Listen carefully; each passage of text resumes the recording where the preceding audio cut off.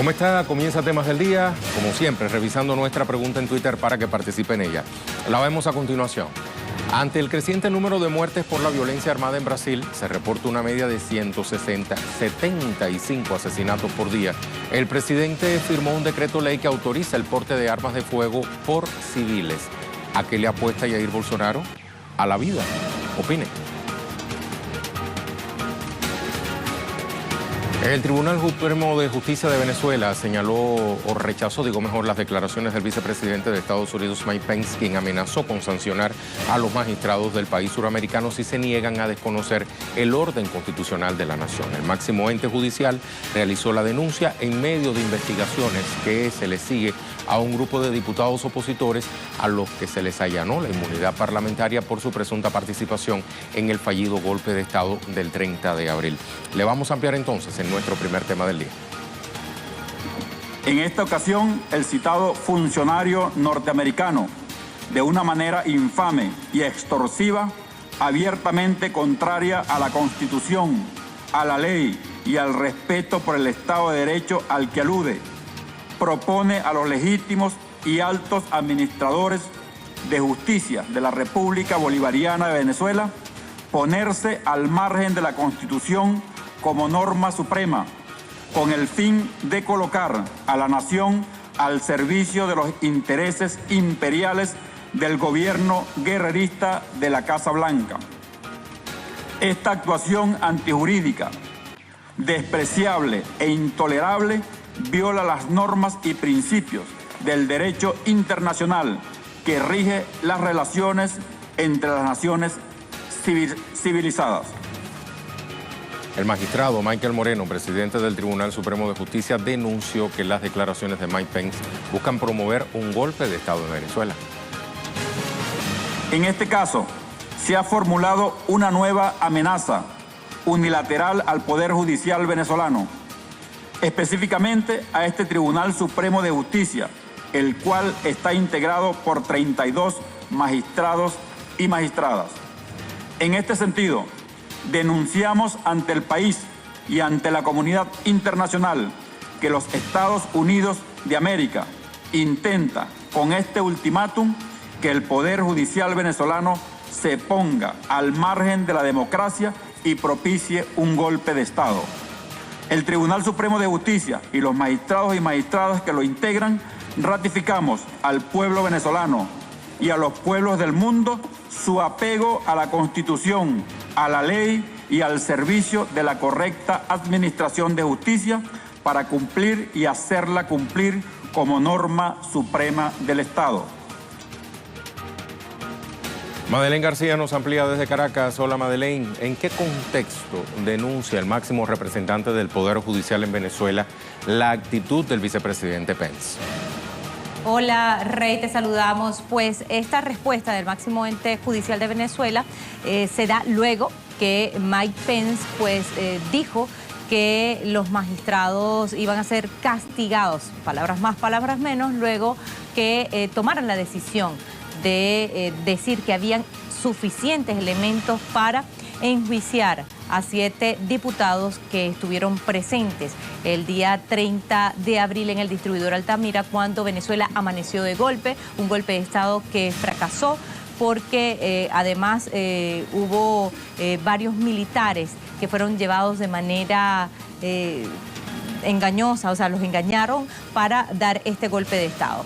Y poco a poco se fue desinflando esta acción insurreccional. ¿Qué es lo que ha venido sucediendo? Pues el máximo ente judicial decidió que existen elementos, como te comenté, para poder enjuiciar a estos 7 diputados que se encontraban en el distribuidor Altamira, que participaron, que estuvieron allí presentes, que dijeron, declararon a los medios de comunicación, que fueron grabados. Fue un hecho público y comunicacional, fue un hecho notorio, público y comunicacional, que estuvieron allí apoyando esa acción del diputado autoproclamado presidente Juan Guaidó, y además estaban allí presentes con Leopoldo López, prófugo de la justicia venezolana, que ese día se evadió de su residencia que tenía como casa por cárcel. Así que las investigaciones van avanzando en torno a este intento de golpe de Estado.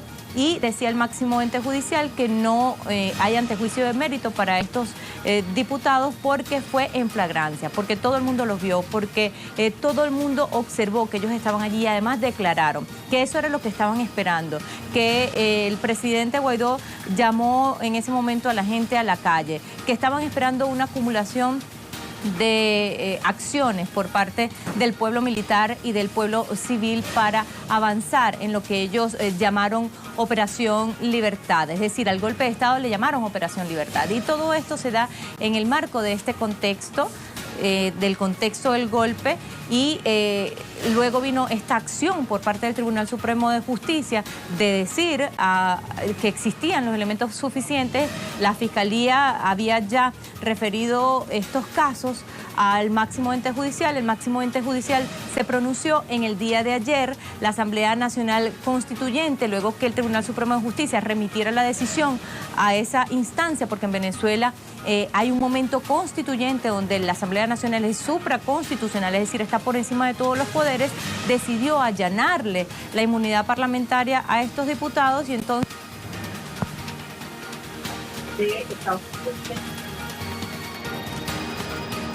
Teníamos entonces la explicación de nuestra compañera Madeleine García. Le invito a recordar las palabras del vicepresidente Pence respecto al Poder Judicial venezolano durante su discurso de cierre de la Conferencia de las Américas la víspera. Decía, si la Corte Suprema de Venezuela no regresa a su mandato constitucional para defender el Estado de Derecho, los Estados Unidos responsabilizarán a sus 25 magistrados por sus acciones. Sentimos que ahí es donde se debe aplicar la presión. Los magistrados del TCJ se hundirán o nadarán juntos, decía el vicepresidente Mike Pence.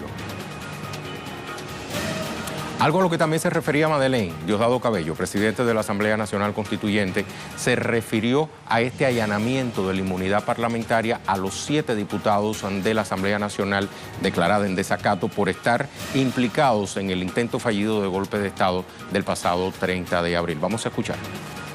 Nos corresponde a nosotros, como Asamblea Nacional Constituyente, autorizar la continuación del juicio contra estos ciudadanos y ciudadanas que de manera flagrante participaron en un golpe de Estado el día 30 de abril.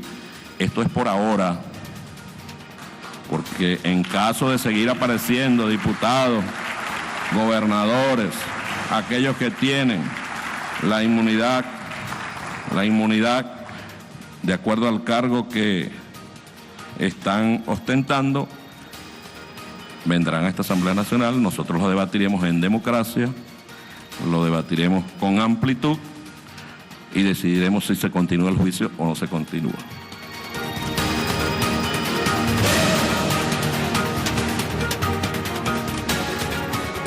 Y aquí tenemos nuevamente nuestra pregunta del día. Ante el creciente número de muertes por la violencia armada en Brasil, se reporta una media de 175 asesinatos por día.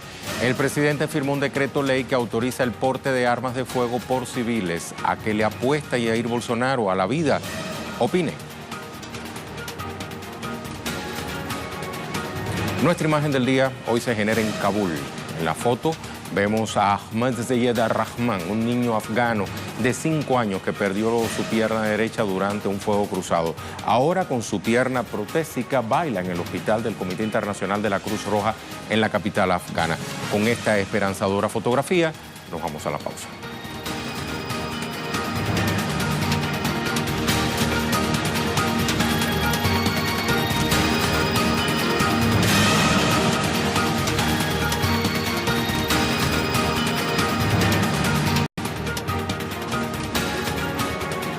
Estamos de vuelta. El presidente de Brasil, Jair Bolsonaro, firmó un decreto que permite la adquisición de armas de fuego por parte de civiles. El decreto ley ha sido fuertemente criticado por diversos sectores debido al incremento en los índices de violencia que hay en ese país. Se le vamos a ampliar entonces en nuestro segundo tema del día. De esta manera, el mandatario brasileño avanza en la promesa de acabar con el Estatuto de Desarme, que fue aprobado en 2003 por el expresidente Lula. La medida permite la libre circulación de civiles armados, aumenta el límite de municiones que puedan comprar por año. Bolsonaro justifica su decisión como una presunta protección al derecho individual que, según expresó, no tiene que ver con un proyecto de seguridad pública. Expertos afirman que Bolsonaro transformará a Brasil en un lejano oeste urbano. Pero bueno, esto no es nuevo. Bolsonaro ya asomaba sus intenciones en la campaña electoral de octubre pasado. En su programa electoral, el ahora presidente de Brasil decía que las armas eran instrumentos, objetos inertes que pueden usarse para matar o para salvar vidas, dependiendo de quién las maneja. Decía, pueden ayudar a reducir los homicidios.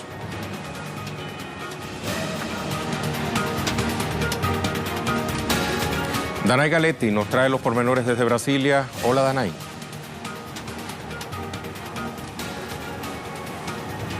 Sí, gracias. Y a quienes reciben la señal de Telesur a esta hora. Como en efecto el presidente de Brasil, Jair Bolsonaro, firmó un decreto que modifica la ley sobre armas del año 2003. En este decreto se dispone que, por ejemplo, los tiradores, los cazadores, las personas aficionadas, coleccionistas a las armas pueden acudir a las casas de tiro y de prácticas con el arma cargada.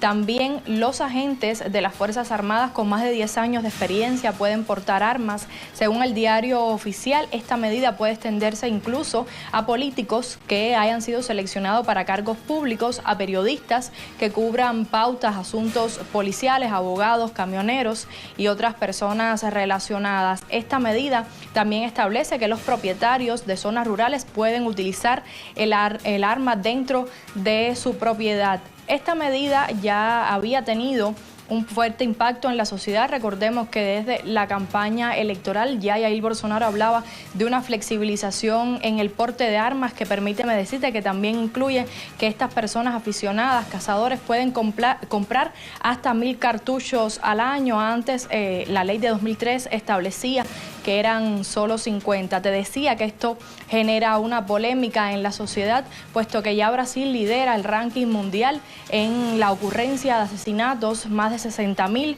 Ya en los primeros meses de este año 2019 se han dado numerosos casos de feminicidio, ha aumentado más del 70% respecto a etapas anteriores. Brasil ocupa el 5º puesto en el ranking mundial de 84 naciones en la ocurrencia de este tipo de actos de feminicidio. Ya es un país extremadamente violento, sobre todo en aquella zona o afectadas fundamentalmente la población afrodescendiente de la periferia. Se han dado numerosos casos de amenazas a líderes indígenas en su defensa, a los territorios sagrados que ellos ocupan, también a los campesinos en la defensa de su tierra. Y esta medida viene, según los analistas, a aumentar la violencia en un país que ya de por sí es violento, que exhibe cifras mayores a 60.000 personas asesinadas al año. Esta es toda la información que tenemos hasta el momento. Devuelvo la señal a los estudios centrales.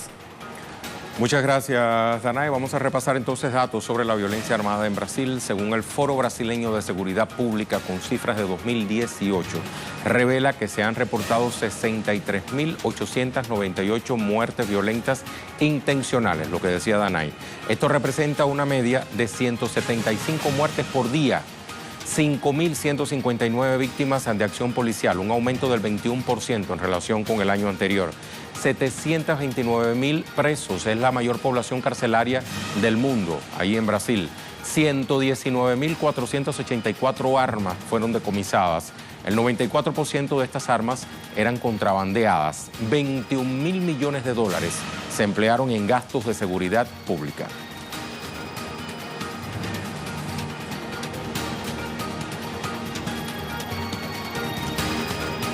Fíjense que en ese gráfico se dice billones, pero es 21.000, para mantenerlo ahí al tanto. Y en este contexto de violencia, parlamentarios de la Asamblea Legislativa de ese país, de Brasil, se reunieron. ¿Para qué? Para condenar al gobernador del estado de Río de Janeiro. Su nombre es Wilson Witzel. Ante organismos internacionales lo demandaron. ¿Por qué? Por promover masacres contra los pobres. La Comisión de Derechos Humanos de la Asamblea de Río y la diputada de izquierda Taliria Petroni presentaron la denuncia ante Naciones Unidas y en la Organización de los Estados Americanos para fomentar una agenda genocida. No olvidemos que el gobernador de Río publicó el pasado fin de semana un video en un helicóptero junto a un francotirador que disparaba, un conjunto de francotiradores para ser más exactos, disparaban en torno a las favelas de la ciudad carioca. Solo este año 434 personas fueron asesinadas por la acción de la policía de Estado.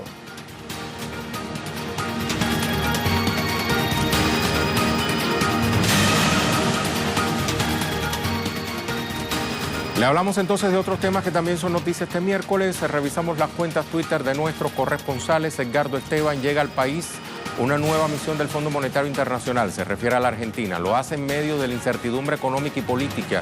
Es la cuarta revisión de la entidad desde el acuerdo firmado con Argentina. Es probable que mantengan contactos con referentes opositores. Vamos a escuchar a Edgardo.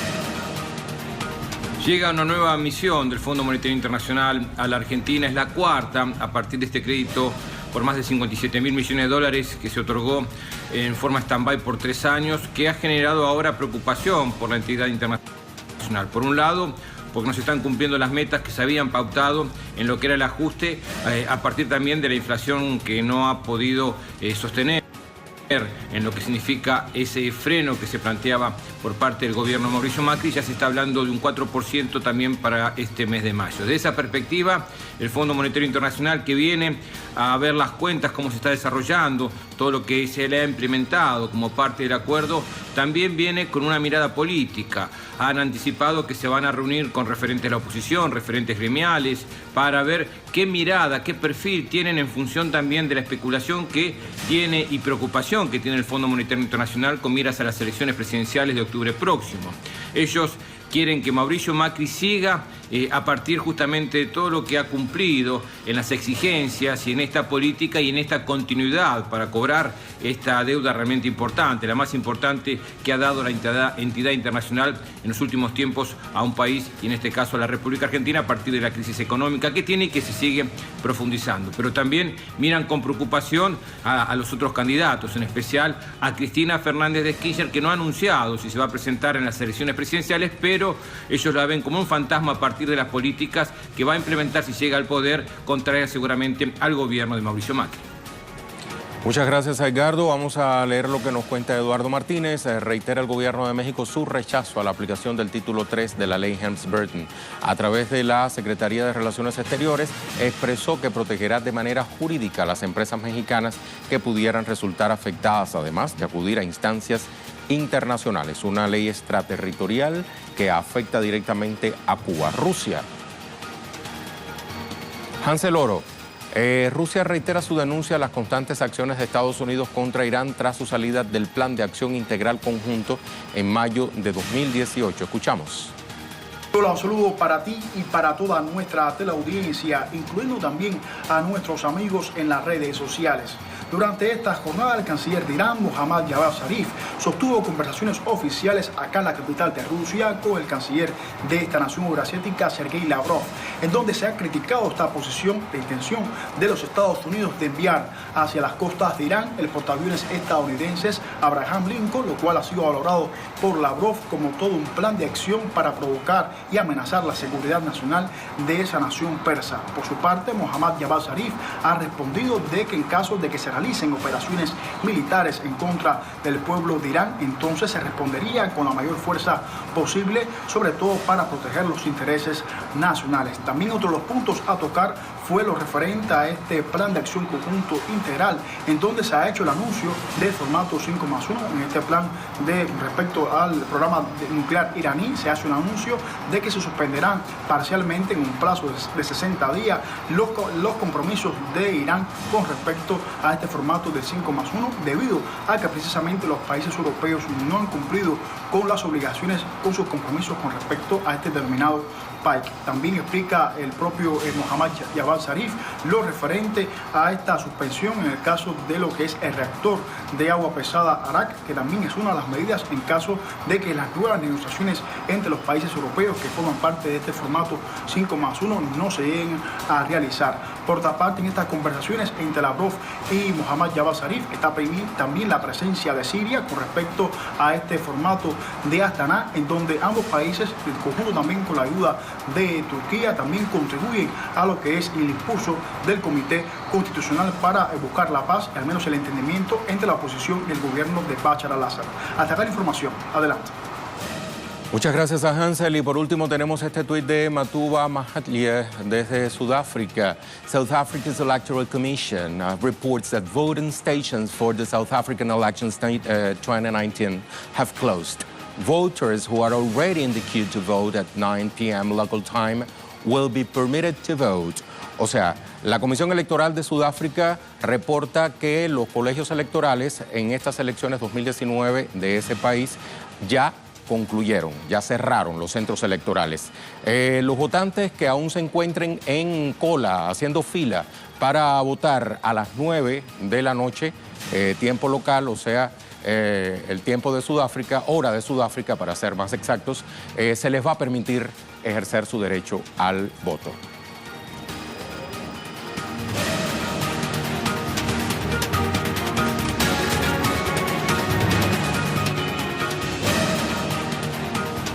Nuestro tema en desarrollo nos lleva a Guatemala. La Marcha de la Dignidad por la Vida y la Justicia, integrada por campesinos y movimientos sociales, llega a la capital luego de 8 días de recorrido por varias regiones del país. Mario Rosales nos actualiza. Saludos, Mario. A esta hora en Guatemala, concentraciones y movilizaciones en la denominada Marcha por la Dignidad, una movilización que salió el pasado 1 de mayo desde el occidental departamento de Quetzaltenango. Acá en esta marcha que ha llegado ya al Congreso de la República, Corte Suprema de Justicia, Corte de Constitucionalidad, los indígenas, campesinos y movimientos sociales guatemaltecos están exigiendo que haya un respeto a los pueblos originarios, que haya un respeto a su dignidad, que no se les esté invadiendo sus territorios, pero sobre todo acá están diciendo que en el contexto de esta campaña electoral habrán elecciones presidenciales el 16 de junio en este país, que los candidatos se comprometan a respetar la agenda y derechos de los pueblos indígenas, problemas históricos que no se han resuelto como analfabetismo, desnutrición, falta de cobertura educativa, sistema de salud para los pueblos originarios. Así que esta marcha tiene como objetivo pues reivindicar el respeto a los derechos de los pueblos indígenas y garantizar el respeto a su dignidad. Por eso el título Marcha por la Dignidad. Así que ha sido una concentración en diferentes puntos del centro histórico guatemalteco y organizaciones sociales de nuestra capital se han unido a esta denominada marcha. El informe. Muchas gracias, Mario. Vamos entonces a revisar nuestra pregunta del día. Tenemos respuestas.